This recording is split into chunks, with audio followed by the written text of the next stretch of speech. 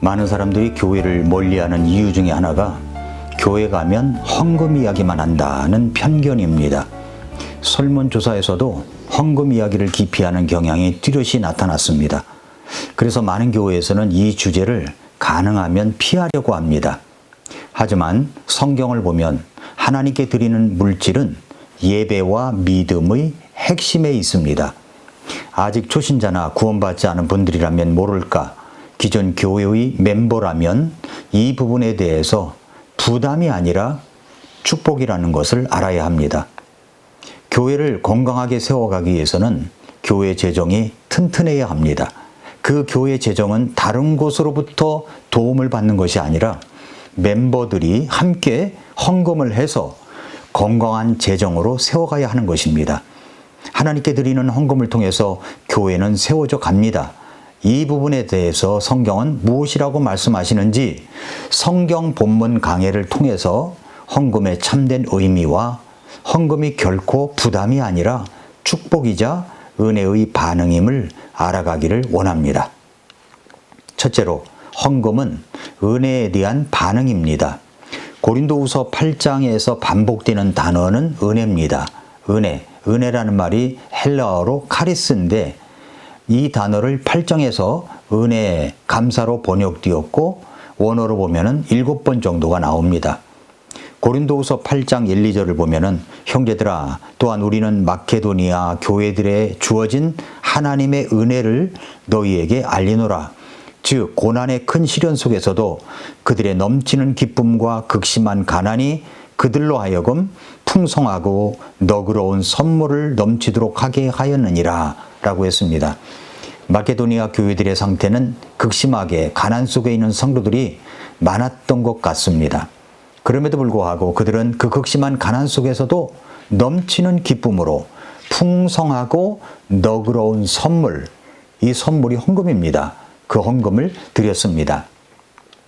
마케도니아 성도들이 드린 것을 풍성하고 너그러운 선물이라고 했습니다. 그냥 헌금이라고 하면 알아듣기도 좋을 텐데 왜 선물이라고 했을까요? 어떤 분은 킹제임스 한글 번역을 한 곳에서 이 선물을 연보라고 안 했다고 이 흠정역 성경을 비난하는 사람도 봤습니다. 그러나 왜 선물이라고 번역했냐? 왜 기프트냐 하는 거죠. 기프트가 연보입니까? 선물이지. 그 선물이라고 번역한 이유가 있다는 거죠. 마케도니아 성도들이 드린 물질을 사도 바울이 기프트, 선물이라고 표현한 것은 단순한 표현의 선택이 아니라 이 깊은 신학적 의미와 영적 원칙을 담고 있습니다. 원문과 문맥, 그리고 성경 전체의 관점에서 살펴보도록 하겠습니다. 왜 선물이라고 했는가? 그건 신학적 이유가 있는 겁니다. 그것은 먼저 헌금은 은혜의 반응이며 자발적인 드림이기 때문입니다.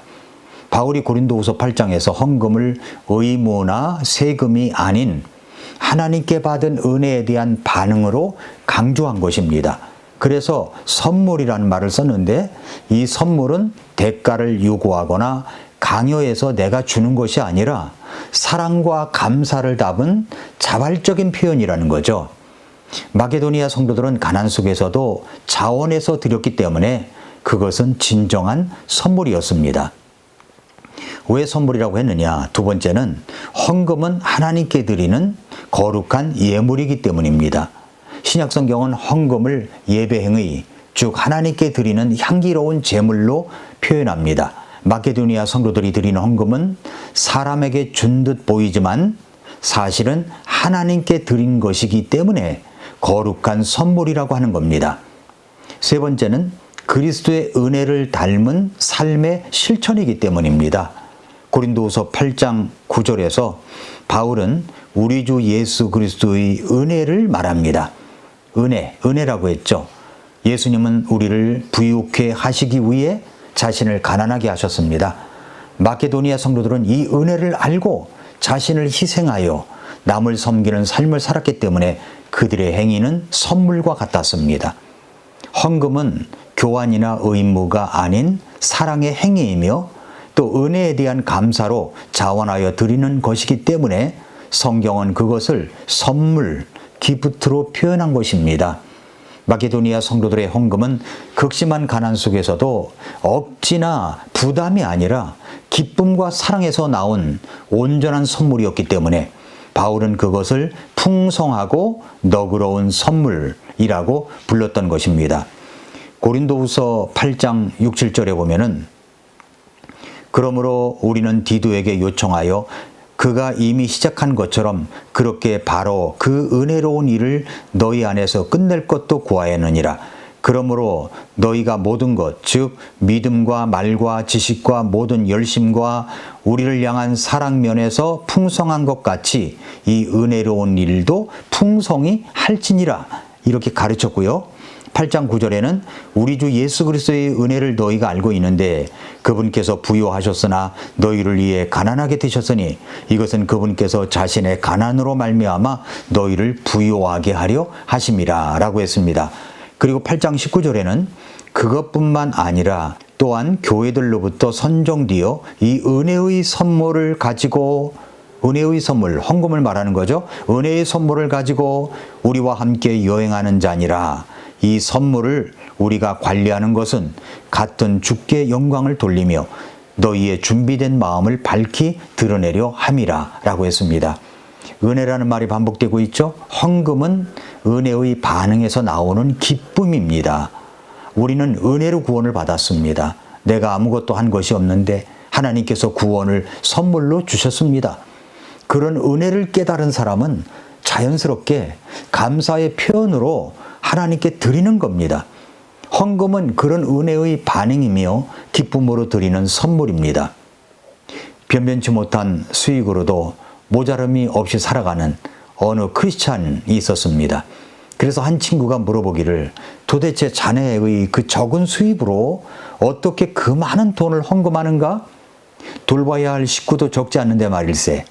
그런데 자네의 자녀들은 늘 행복해 보이고 잘 먹이고 입히니 참으로 이상한 애 그려 라고 했습니다. 그러자 대답하기를 이유야 다른 데 있지 않네. 내 수입에서 내 삽으로 한 삽을 푹 떠서 하나님께 바치면 하나님은 하나님의 삽으로 푹 떠서 내게 주시네. 우리는 한 삽씩 주고받지만 내 삽은 작고 하나님의 삽은 상상도 없을 정도로 큰 것이기 때문에 늘 쓰고도 남는 것이 되는 것이네 라고 간증하더랍니다. 그런 이야기입니다. 그래서 첫 번째는 뭡니까? 첫 번째는 헌금은 은혜에 대한 반응이다. 이것을 보았습니다. 두 번째로 헌금은 자신을 주께 드리는 행위입니다. 고린도후서 8장 5절에서 그들은 우리가 바라던 것과 달리 이 일을 행하되 먼저 자신을 주께 드리고 또 하나님의 뜻에 따라 우리에게 주었도다 라고 했습니다. 먼저 자신을 주께 드리고 헌금은 단순히 돈을 드리는 것이 아닙니다. 자신을 먼저 드린 자가 드리는 물질이 헌금입니다. 이 말은 곧 우리의 시간, 몸, 에너지, 생각, 삶 전체를 하나님께 드리는 삶의 표현입니다. 여러분 11조의 기원은 창세기 14장에서 아브라함이 전쟁 승리 후에 멜기세덱을 만나 하나님의 은혜로 승리했음을 깨닫고 10분의 1을 드렸던 것서부터 시작이 됩니다. 11조는 율법 이전에 자발적이고 은혜로운 드림이었습니다. 신약에서는 11조라는 단어가 없습니다. 그러나 그 정신, 마인드는 여전히 살아있다고 믿습니다. 우리는 구약의 율법적 11조를 드리는 것이 아닙니다. 신약의 헌금은 최소한 11조 이상의 헌신이며 전적인 자기 헌신의 표현입니다. 역대상 29장 14절에서 그러나 내가 누구며 내 백성이 무엇이기에 우리가 이런 식으로 이렇게 자원하여 들을 힘이 있겠나이까? 모든 것이 주에게서 나오니 우리가 주의 것에서 주께 드렸을 뿐이니이다. 어느 날 한 여성이 공항에서 비행기를 기다리며 커피와 비스킷 한 봉지를 샀습니다. 자리에 앉아서 책을 읽으며 비스킷을 먹기 시작했는데 옆자리에 앉은 남성이 그녀의 비스킷을 함께 먹기 시작했습니다. 여성은 무척 당황을 했습니다. 아무 말도 하지 않았습니다. 마지막 비스킷을 남겨두었을 때 그 남성은 그 비스킷을 반으로 나누어 가지고 그녀에게 건넸습니다. 자신이 밥 먹고 그녀에게 반을 주었습니다. 이 여성은 굉장히 화가 났지만 아무 말을 하지 않았습니다. 그래서 이제 비행기 탑승 시간이 되어서 자리를 떠난 후에 가방을 열어보니까 그 안에 자신이 산 비스켓 봉지가 그대로 있는 것을 발견한 겁니다. 그제서야 그녀는 자신이 그 남성의 비스켓을 먹었고 남성은 아무 말 없이 그것을 나누어 주었다라고 하는 것을 깨달았다는 겁니다. 자, 우리가 하나님께 드리는 헌금, 사실은 우리 것이 아닙니다. 처음부터 하나님의 것입니다. 주님이 주신 것을 되돌려 드리는 것일 뿐인데, 그것도 10분의 1 내지는 어떤 일정한 금액을 드리는 것 뿐인데, 마치 내 것을 드리는 것처럼 섭섭해하거나 인색해하는 우리의 잘못된 태도를 돌아보게 하는 이야기지 않습니까? 내 것이라 착각하는 우리의 태도, 내 돈인데 왜 드려야 해? 라는 생각이 헌금에 흔히 있는 태도입니다. 그러나 하나님은 시편 24편 1절에서 땅과 거기에 가득 찬 것이 주의 것이요 세상과 그 안에 거하는 자들도 그러하니 라고 말씀했습니다. 하나님은 모든 것의 주인이십니다. 하나님은 우리가 가진 모든 것을 주신 분, 시간도, 건강도, 기회도, 재능도, 물질도 하나님으로부터 온 모든 것, 내가 하나님께 드리는 것은 원래 하나님이 주신 것을, 그 모든 것을 일부만 되돌려 드리는 것 뿐입니다. 그것도 하나님은 구약의 어떤 11조 정신, 그 마인드, 최소한 여러분이 11조가 성경적이다 아니다 이런 것을 믿기 이전에 최소한의 11조입니다. 10분의 1이에요. 그 이상을 주께 드려야 되는 거죠. 인색함보다 감사와 기쁨으로 드리는 태도, 이 여인의 비스켓 예화처럼 오해하고 섭섭해하는 마음이 아니라 하나님의 것을 다시 하나님께 드리는 기쁨과 감격이 필요합니다. 자, 세 번째로 헌금은 희생이 담긴 사랑의 행위입니다. 고린도후서 8장 1절부터 3절을 보면은 형제들아 또한 우리는 마케도니아 교회들에 주어진 하나님의 은혜를 너희에게 알려노라. 즉 고난의 큰 시련 속에서도 그들의 넘치는 기쁨과 극심한 가난이 그들로 하여금 풍성하고 너그러운 선물을 넘치도록 하게 하였느니라. 내가 증언하노니 그들은 자기 힘이 닿는 대로 하였고 참으로 자기 힘 이상으로 자원하여 하였으며 라고 했습니다. 마케도니아 교회는 극심한 가난 속에서도 기쁨으로 자원하여 헌금했습니다. 헌금은 말이죠, 여유 있을 때만 하는 것이 아닙니다. 사랑이 있다면 희생을 감수하고서라도 드릴 수 있는 겁니다. 이런 이야기가 있습니다. 미국의 와이오밍주에 한 교회가 있었습니다. 그 교회 성도 중에는 믿음과 자비와 선행을 많이 하는 이 패티분이라는 형제님이 있었습니다. 그는 매주일 헌금으로 $5씩 헌금을 했는데, 그런데 그 교회는 한 과부가 있었는데 매주 5센트씩 헌금을 냈습니다. 그러나 그 과부는 매우 가난해서 6자녀를 키우고 있었고 세탁소에서 나가서 일해야 했습니다. 어느 날 이 패티본 형제는 목사님을 찾아와서 이렇게 말하더랍니다. 목사님, 그 혼자 사는 여인이 있죠? 혼자 사는 자매님이 너무나 살기가 벅찬데 그런 헌금을 매주 낸다는 것은 무리입니다. 이제부터 제가 그 자매님을 대신해서 5센트씩 더 낼 테니까 그 자매님이 더 이상 헌금을 안 해도 된다고 말씀해 주십시오 라고 했습니다. 그 형제님이 간곡히 부탁하니까 목사님은 그 자매님을 방문해서 이 사실을 전했습니다. 그러자 이런 이야기를 들은 그 자매님은 가만히 있더니 그녀의 눈에 눈물이 흘렀습니다. 그리고 이렇게 말하더랍니다. 목사님, 그 형제님은 제가 드리는 헌금 속에 담긴 마음을 아실까요? 제가 예수님께 얼마나 많은 은혜를 입었는지 아시나요? 하나님께서 저를 어떻게 붙들어 주셨는지 저만 알고 있습니다. 힘들고 지쳐 쓰러질 때마다 주님은 제 손을 붙잡아 주셨고 제 자녀들을 굶기지 않으셨습니다. 저는 예수님께 너무 많은 것을 받았습니다. 그래서 이 5센트라도 드리지 않으면 견딜 수가 없어요. 주님 앞에 나의 감사를 표현할 수 있는 이 기회를 누군가가 대신해 주는 건 원하지 않습니다. 그건 제 예배예요. 제 사랑이자 제 헌신입니다. 그리고 그녀는 손수건으로 눈물을 닦고 조용히 말했습니다. 하나님께 받은 은혜 앞에 저는 너무 작은 걸 드리는 겁니다. 그 5센트조차 드릴 수 없다면 제가 살아갈 이유를 잃는 것 같습니다.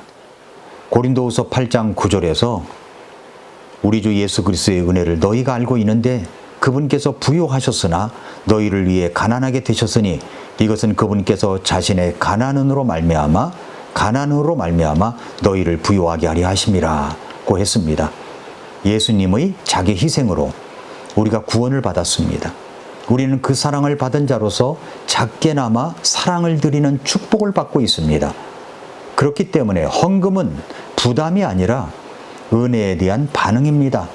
자신을 드리는 예배의 한 부분이고 희생이 담긴 사랑의 실천입니다.